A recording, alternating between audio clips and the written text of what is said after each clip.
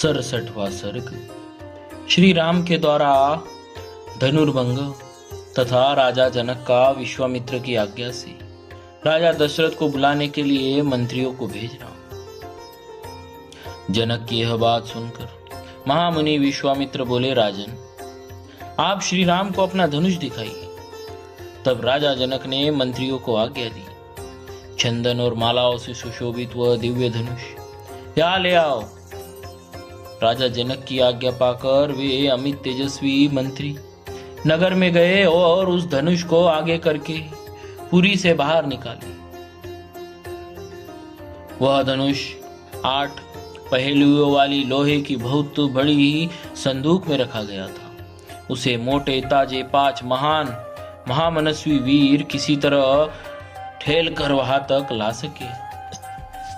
लोहे की वह संदूक जिसमें धनुष रखा गया था लाकर उन मंत्रियों ने देवोपम राजा जनक से कहा, राजन, मिथिलापते राजेंद्र, यह समस्त राजाओं द्वारा सम्मानित श्रेष्ठ धनुष है। यदि आप इन दोनों राजकुमारों को दिखाना चाहते हैं तो दिखाइए। उनकी बात सुनकर राजा जनक ने हाथ जोड़कर महात्मा विश्वामित्र तथा दोनों भाई श्री राम लक्ष्मण से कहा, ब्राह्मण, यही वह श्रेष्ठ धनुष है जिसका जनकवंशी नरेशों ने सदा ही पूजन किया है तथा जो इसे उठाने में समर्थ न हो सके उन महापराक्रमी नरेशों ने भी इसका पूर्व काल में सम्मान किया है। इसे समस्त देवता, असुर, राक्षस, गंधर्व, बड़े बड़े यक्ष, किन्नर और महानाग भी नहीं चढ़ा सके हैं। फिर इस धनुष को खींचने, चढ़ाने, इस पर बाण संधान करने, इसकी प्रत्यंचा पर टंकार देने तथा इसे उठाकर इधर उधर हिलाने में मनुष्यों की कहाँ शक्ति है। मुनि प्रवर, यह श्रेष्ठ धनुष यहाँ लाया गया है।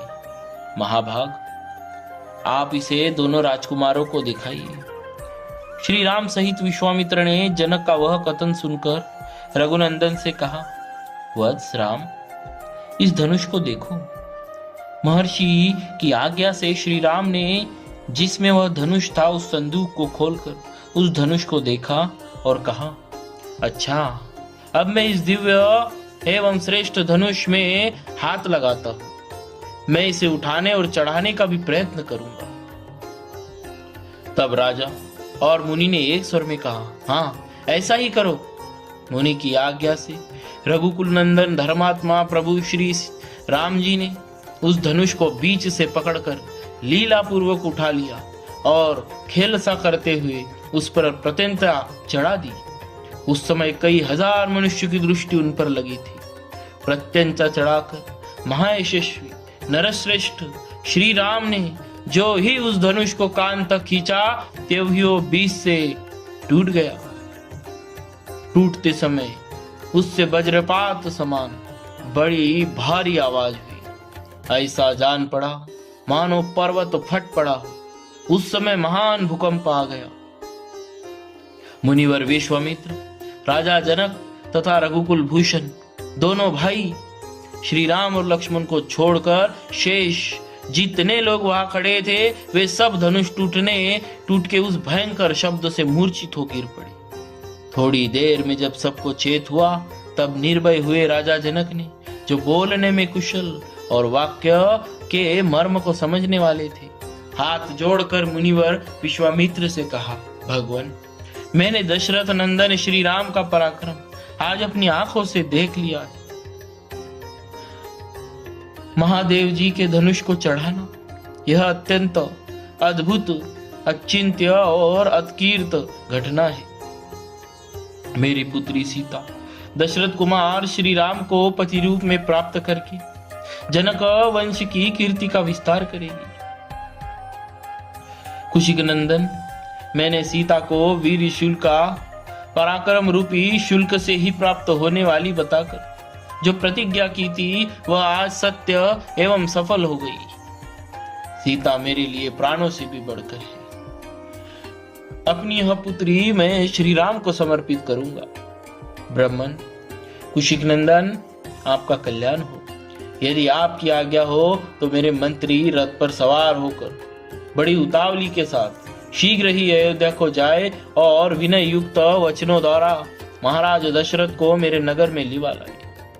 साथ ही यहाँ का सब समाचार बताकर यह निवेदन करे कि जिसके लिए पराक्रम का ही शुल्क नियत किया गया था, उस जनक कुमारी सीता का विवाह श्री रामचंद्र जी के साथ होने जा रहा है। ये लोग महाराज दशरथ से यह भी कह दे कि आपके दोनों पुत्र श्री राम और लक्ष्मण विश्वामित्र जी के द्वारा सुरक्षित हो मिथिला में पहुंच गए हैं। इस प्रकार प्रीति युक्त हुए राजा दशरथ को ये शीघ्रगामी सचिव जल्दी यहाँ बुला लावे। विश्वामित्र ने तथास्तु कहकर राजा की बात का समर्थन किया। तब धर्मात्मा राजा जनक ने अपनी आज्ञा का पालन करने वाले मंत्रियों को समझा बुझाकर यहाँ का ठीक ठीक समाचार महाराज दशरथ को बताने और उन्हें मिथिलापुरी में ले आने के लिए भेज दिया। इस प्रकार श्री वाल्मीकि निर्मित आर्ष रामायण आदि काव्य के बालकांड में 67वां सर्ग पूरा हुआ। बोलिए श्री सीताराम जी महाराज की जय। भक्तवत्सल भगवान की जय। भक्तों, आज का प्रश्न, महान धनुष की उस टूटने की